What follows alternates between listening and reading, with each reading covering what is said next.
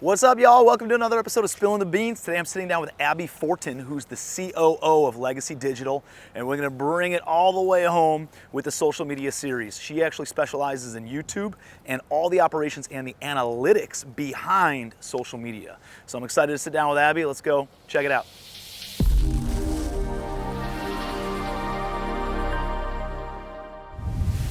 Abby, what's up? What's up, Tim? How's it going? Doing awesome.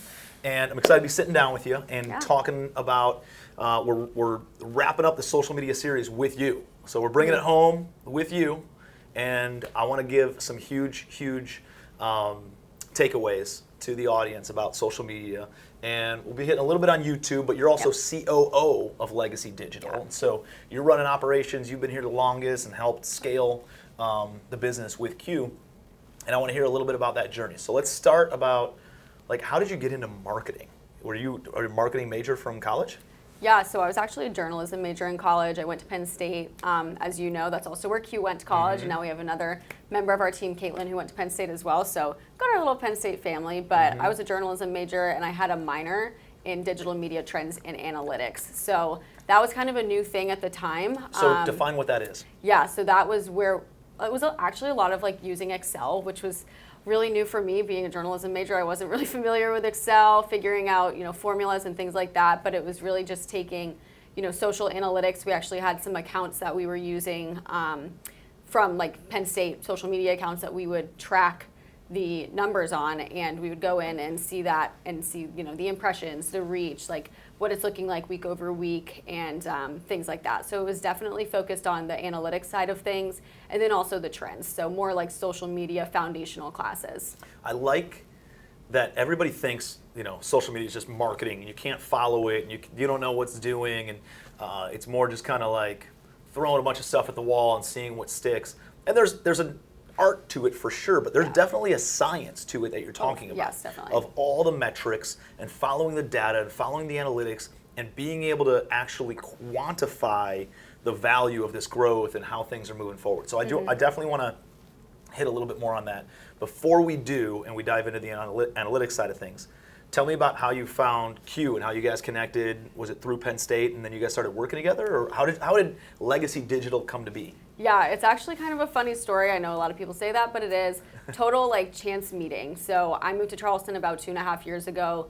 Lived in Chicago right out of college, then moved to Charleston after I realized I did not want to live somewhere cold anymore. And I was taking some yoga classes at Hilo, and I think you probably knew this, but Q was a yoga instructor for about 7 years. So I met her at yoga, and after class, I hadn't really been doing a lot of yoga, and I really wanted to make sure I was doing the moves properly so that I could really make the most out of what I was paying for. So went up to her, I was like, hey, do you happen to offer private lessons? Is there any way we could get in together? And we just started talking, and I told her, we started talking about life, and I told her where I was from, and I said, yeah, I just graduated college at Penn State, and I moved down here recently. And she's like, wait, Penn State? I went to Penn State. I was like, really? I'm actually from State College. And she's like, no way, my whole family is from there. So we have this weird connection. I actually went to high school with all of her cousins. Wow. And I had truly no idea that she existed until we met at yoga here in Charleston. So serendipitous, yeah, it really is. And it's just been crazy. I mean, it's been a whirlwind. I actually officially was working with her for 2 years. I think it was the 30th of September. So it literally has only been 2 years. Legacy Digital, only 10 months old, and we have a lot more to come. So it's insane how much it's grown, and because when you bring that much value to the marketplace, right, the marketplace responds. And Legacy Digital's been doing it awesome. You guys have been doing fantastic for me and with my team, and I know we're meeting after this to go over some branding stuff, so I'm super excited about that.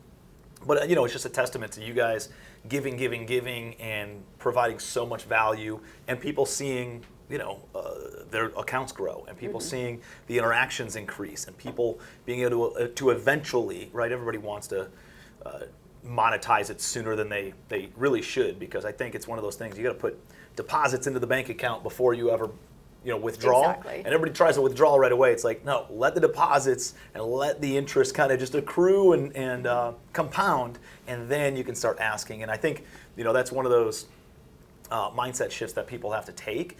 But you guys have done a great job of being able to show quantifiable growth in a very short amount of time, and people starting to have some serious success on it in that amount of time. So yeah, definitely. That's like one of our data is so foundational to what we do. I remember we got with Scott Hannes last December to just kind of hash out what the business is going to look like before we, even finalized anything. And our big thing I had written down was data. And we're still, as even with the introduction of new AI technology, we're able to do so much to just have the exact data that we need and then some to be able to prove, the ROI for our clients. The biggest thing right now, people are asking, where's my ROI? But like you said, you have to put the deposits in before you can take them out. Right. And then the other thing is there's marketing and there's sales, right? Like, I know you guys handle the marketing side of things, but people need to also understand the sales funnel. They need to have a sales team. They need to be picking up the phone. They need to be doing all that stuff, and realizing it's not 100% on you guys. You guys can make the phone ring, but then they have to close the deal. And so, all right, let's say we meet at yoga class, and you're a social media manager or social media COO of a company that does social media growth and monetization and all these things. And I was like, all right, here's my social media account. Give me feedback. Like, what are the things that you're looking for to see if somebody has, from a business perspective, I want to figure out ways to monetize it. I want to use this as a tool and not just a consumption vehicle of content. I want to actually create it and make it a marketing machine. What are you looking for when I bring my phone to you and I show it to you and you're like, all right, here's a couple things that I would pay attention to in order to kind of like audit my social media? Yeah, so first thing I'm looking at is your username. What is your username? Is it relevant to you? Is it representative of who you are, what you do? So, for example, we've got Tim Bratz, perfect, you're a personal brand. But, for one of our other clients, we have Scott Hannes, he's Fortitude HR Solutions, for example. That's, he's known as Scott Hannes, but for me, I think he's more so known as Fortitude HR. So you want to go with what you're more so known in your community with first so that they're able to find you. Then you build the brand off that. So that's your username. Then you're going into your title, so like your name, where I would say like Tim Bratz, multifamily real estate investor, for example. You want to make sure that there's keywords there. So if you're like a self-storage syndicator, it's going to say so-and-so self-storage syndication. So that people, social media is a search engine. Instagram less so than maybe TikTok or YouTube, but all social media is a search engine. So you really need to be optimizing your SEO on every single platform. It's not just the ones like TikTok where people are actually, having a higher volume of search than Google in the year, I think, of 2022. More people search for stuff on TikTok than Google. So that's a huge thing to be thinking about when you're building out your platform. SEO is huge. That also is carried down into your bio. So we're gonna have, this is what we do for our clients. We hit on a couple of probably like 3 to 4 key things. One of our clients, Michelle and Eric Moyer, theirs is like husband and wife, farm life, modular home investors. Like these are the top 3 to 4 bullets about who you are, what you do. It really gives people, it's that split second, like our attention span is like decreasing by the minute. So you really need to capture people with your interests, and they're like, hopefully they're also interested in as well in that first little bit of your account. I think it's so critical. It's like, there's a story about Robert Kiyosaki, who wrote Rich Dad, Poor Dad. And he was speaking at a conference once. And after the conference, some lady comes up to him in the back of the room and she goes, listen, oh my gosh, I can't believe I'm shaking the hand of a best-selling author, right? New York Times, unbelievable. Like, it's always been my dream. I'm an English professor and I've been teaching for this long and I've always wanted to write it. Like Mr. Kiyosaki, how did you learn how to write books like a best-selling author? He goes, whoa, hold on a second. I'm not a best writing author. I'm a best-selling author. And what Robert Kiyosaki understands is that marketing is the lifeblood of any business. It doesn't matter how good the content is in the pages if nobody's willing to pick up the book because it's boring as shit on the cover. Yeah. And that's people's social media. Yep. People have they have stupid photos. They have photos you can't see, or it's some I don't know, cartoon image or something like that doesn't represent who they are or what their brand is. And then those things that you're talking about is like, what are the interesting bullet points? Like, you have to excite the person who goes to your profile and be like, oh, well, this is something, either creating that instant connection or creating curiosity, I think, and making them want more. And then they go and watch one of the videos, and then they click on one of the pictures, and then they read through. Like, every single step of the way, you need to be showing how interesting you are or what you have going on, and educating, and then capturing a little bit more. It's these micro commitments almost. You know? Exactly, and that's why you also have to focus, like, even beyond those first few things that I said at the top of your page. You know, we're going from the top down. Do you have highlights? Do you have story highlights? If you're posting stories on Instagram and they're hopefully of some kind of value, you're not just like posting, you out at a bar with your friends or something. Even your golf pictures, like guys who golf all the time, like this is a part of your personality, part of your brand. You should have a highlight cover that's like talks about golf, and it could literally just be like a golf emoji. People know, okay, this is all about golf. I'm gonna go click on this. Oh, this guy, he golfs at Kiowa, Patriots Point. We've got him at Wild Dunes, like specific to Charleston. Like that's a storyline that you're able to follow. Then you're like, okay, I know this guy golfs. While I'm going through his feed, maybe he's doing a walk and talk on the golf course, and he's talking about real estate investing, and that can be a pillar of his brand, and that's something that you're seeing in his feed.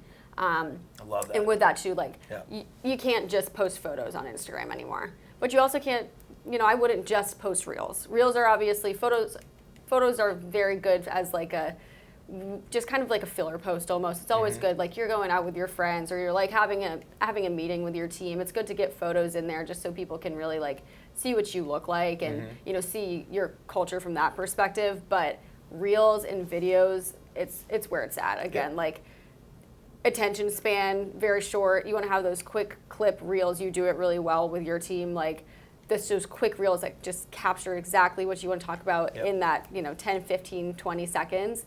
That's what's going to continue the scroll. You want to stop the scroll on your page. This is something that we talk about a lot. If I'm in my Discover page on Instagram, I want to post that stopping the scroll, but then you don't want them to stop once they're on your page. You got to get them in there and get them hooked. Yep, that's great. I think doing a little bit of all those things, right? And then it's a constant, never-ending tweak and improvement and figuring things out, because the algorithm obviously changes, but there's some people who like the memes and the charts and the pictures, and they just want to go through that. There's other people that like the videos, right? And I've seen it on mine. I actually get more interaction on pictures that I post on my Instagram than I do on videos. But you need both of them. You need people to see a snapshot picture of what your life is like and things that you care about and things that are important to you. And then also, I think you get some deeper interaction and connection by them being able to see you, in video form. Yeah.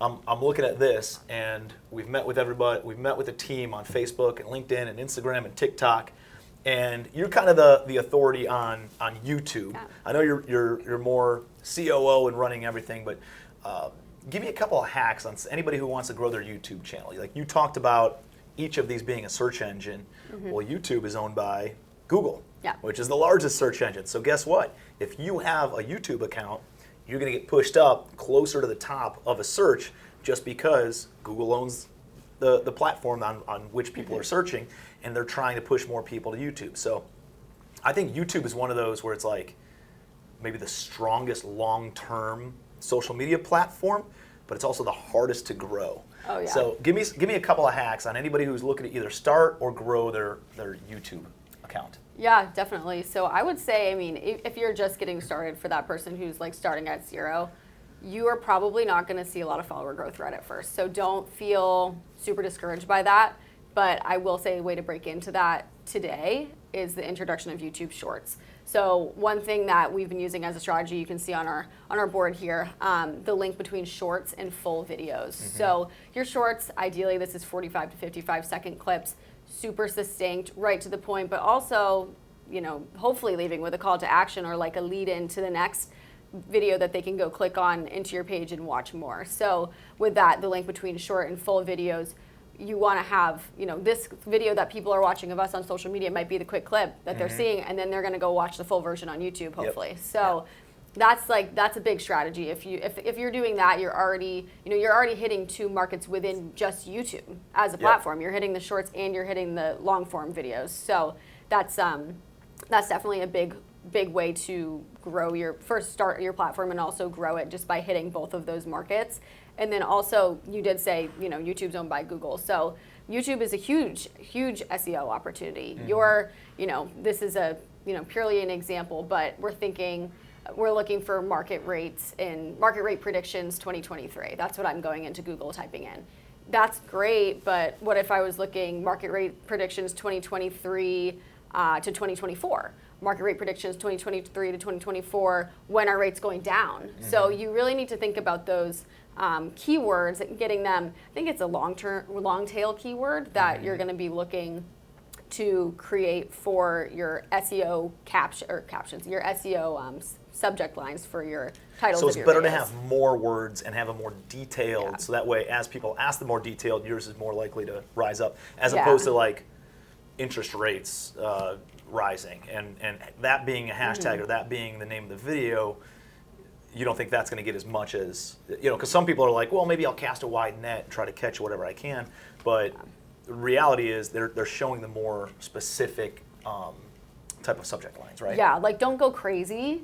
But I think the example of mortgage rate predictions 2023, 2024, when will rates go down? That's hitting two things that somebody could be searching. I could be searching mortgage rate prediction 2023, mortgage rate prediction 2024, mortgage rate 2024, or when will rates go down? Like it's these combinations of like possibilities of what people could be searching. It's all in there, and it's all going to come up if I search any of those things potentially. As long as you're also carrying that into the title of your video. So this is not only the title of your video, but it's also in your caption in some way. It doesn't have to be verbatim, but Yep. it should be very similar. And then also in your thumbnail. So that's another Just being huge consistent one. in all those things. Yeah, you have to be, consistency is key across the board. You don't want to come into an account where everything is just like all over the place. Like I'm not going to click into a video that says mortgage rate predictions 2023 and then it's like not about that. Right. So you want to make sure it's carried through every single aspect of it, and that just strengthens the SEO. It's kind of foolproof. Yep. you know? I like it. So as we're winding down, if there were a couple of ideas, strategies, not just on YouTube, not just but on social media altogether, what are maybe one, two, maybe three things that somebody can do in order to see the best results as they're closing down the end of the year, and in order to grow their account and have more impact and engagement on their accounts? Yeah, so first one, I mean, everybody says it, consistency. You have to be consistent. If I, as a consumer, am going to your Instagram page, hopefully there's not a lot of businesses out there that haven't, posted for the past month or two. It's like, I don't feel confident. It's digital trust. Yeah. So I don't feel confident purchasing a product from a company that hasn't been posting on Instagram in the past month or two. It's like you go to a grocery store to get milk, right? And then all of a sudden the next time you go and there's no milk. The amount of trust drops dramatically because you can't get what you're looking for consistently from that store or from that social media account. And so then you start looking at other stores, and then you start looking at other accounts, and you don't go back to that one because you've lost the trust. Yeah. Consistency is a key point. Yeah, consistency is huge, and I think even I should have probably started with like the very first key thing is just get started. Have an account. You need to have an account. Don't feel like you need to have like a videographer team, a microphone. You can get one on Amazon for like $9. We have a list. We can send people if they need preferred products. We have one for all of our Legacy Digital clients. I'd be happy to share that. Cool. But you don't have to have a production team. You just need to take out your phone and start talking. That's the biggest barrier to entry that we've seen for all of our clients, is that they're just not comfortable. And I'm not super comfortable just whipping out my phone and talking. It's just not like a natural thing. But you have to just do it. It's like swallow the frog, get it over with. It will hurt so much more the first time. Nothing is ever good the first time. Yep. But you have to do it the first time in order for it to be ever to become good. Yep. At any point. Yep. So you just have to get it over with. Get on social media, start posting. Maybe like force yourself to do a challenge. Like I know a lot of guys do like a 30-day live challenge just to get themselves more comfortable with it. You're never going to get your word out. You're never going to build your brand. You're never going to make sales unless people know who you are and have an insight into, your culture and who you are as a human being. So first, just get started. Second thing would be Stay consistent. consistency. And the third thing is community. That's a huge one for us right now, keeping community at the forefront. And I think this is a really big thing, especially, with larger brands. You see influencer marketing is just like absolutely exploded over the past, 5-10 years, and it's starting to come down a little bit. People are coming back to the community. I don't want to see my product. I know we work with a lot of real estate investors at Legacy Digital, but we're starting to take on some product brands. I don't necessarily only want to see my product in the hands of an influencer. I want to see my product in the hands of the person who is actually consuming my product on a regular basis in their natural habitat. So get the community involved. If you do already have a bigger brand, like this could be anything, testimonials, like putting on a little event for, for your community. If you have a small business, like you don't have to spend a ton of money to get the community involved. You just have to involve them somehow. Or, even just doing like shout outs, things like that. You just want people to feel seen. And that's like a huge thing on social media. People don't always feel seen, which is why a lot of people resort to going to social media and kind of becoming in the communities there. So I would definitely say that's a big thing. Just get on it, get started, get it done, swallow the frog, like create your social media account and start filming, be consistent, and community. Community is everything. Your people are everything. Where would you be without them? Love it. I love it. So many good takeaways. I love working with you guys. You guys always, and you guys are constantly learning about this stuff. So we're meeting like right after this, and you guys are gonna give me feedback and ideas and strategies on things that are very different than even a couple weeks ago when we met. And I'm just, I think it's one of those things that like I have so much respect for what you guys do and how you guys have built the business and the impact that you're making. So appreciate you. Thank you for being on Spill the Beans. Until next week, be your best. Hey, hopefully you guys got a ton of value out of that. We're going to be continuing this series. If you haven't watched the other episodes with the other platforms, make sure that you do.